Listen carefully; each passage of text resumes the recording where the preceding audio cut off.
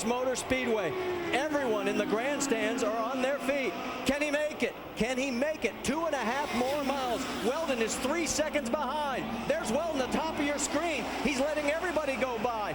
He's doing everything he can to save fuel. And Weldon, can he close? It's 3.6 seconds as they head through one. Oh, we've got a crash. Oh, a wicked crash involving 2 cars at least. He's won it. He's going to win it. Franchitti has won it. Ryan Hunter-Reay involved in this. I could not see who else was involved from our angle. If he can make it to the stripe, and they told him to take the warm-up lane. The RL guy up here to take the warm-up lane. So he is already in the warm-up lane. And Dario Franchitti, 45 years ago, his idol Jimmy Clark won his one and only Indy 500. And oh my, what a mess in that corner. There's his wife. Today, Dario will pass his childhood hero and win his second Indianapolis 500 as he is able to coast across if he has to now. And Dan Weldon, for the second year in a row, will finish second right behind him. What an incredible finish. Ashley can't believe it.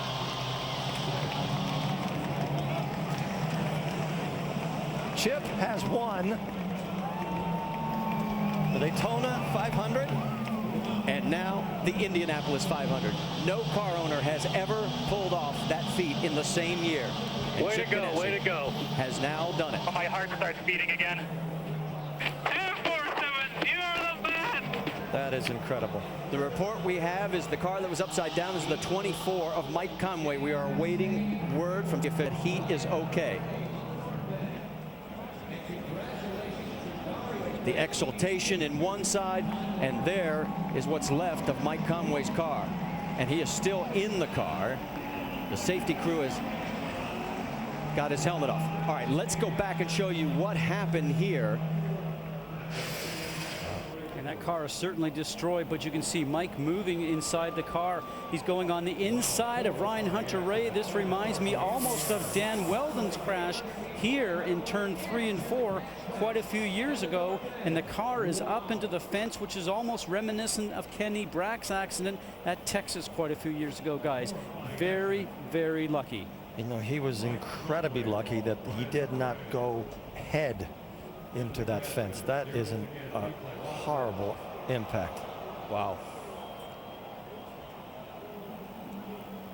All right, let's go on board from Helio Castroneves' point of view. You can see Mike was trying for some reason to go on the inside. Wow, he almost collected Anna Beatriz. Now from Ryan Hunter-Reay's car. So you can see that he got hit on the inside and up over the top, and you can see Ryan Hunter-Reay moving his hands, and he looks up in front of him and he goes, my gosh, I can't believe that. Oh, wow. Oh, so close.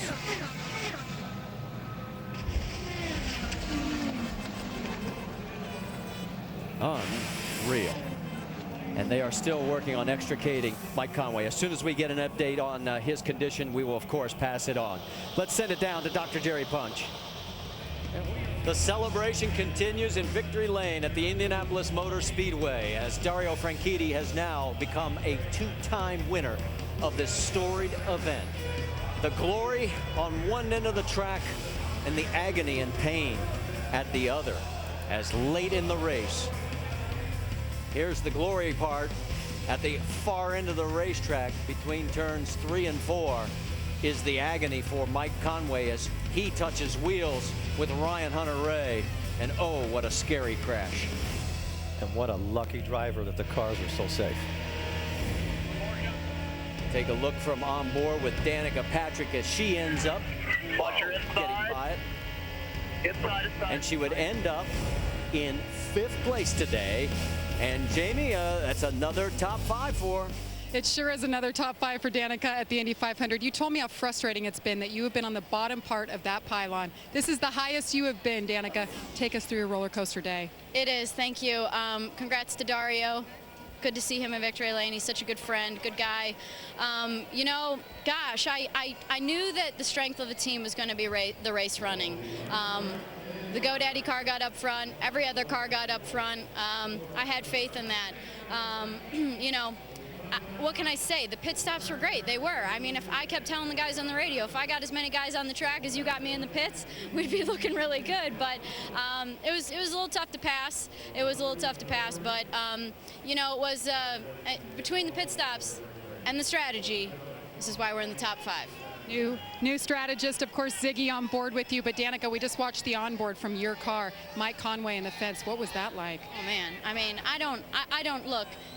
If things happen on the track, they happen, but I hope he's not hurt. I never want to see people hurt. It's never good, you know, because that could just as easily be me one of these other times. So, you know, it's not comforting going underneath the car, flipping up in the air. You know, cars are kind of like footballs out there. You're not sure which way they're going to go and swing and loop. So, you know, I got through it, and but I hope they're okay. And it's never good when people are upside down and doing cartwheels. So. Well, Mike Conway is okay. He's just complaining of foot pain as of now, but Danica.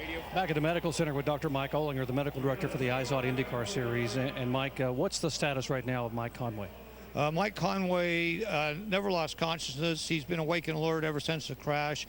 He does have an orthopedic injury to his right leg that's going to require evaluation and treatment at Methodist. We're going to fly him to Methodist just because of the traffic situation, and because it's a non-time critical thing. We can get him stabilized here, then load him into the helicopter and fly him off. Thank you, Mike. You bet. A great report. Mike Conway, awake, alert, stable, going by helicopter only because of traffic, but he has dodged a big-time bullet here.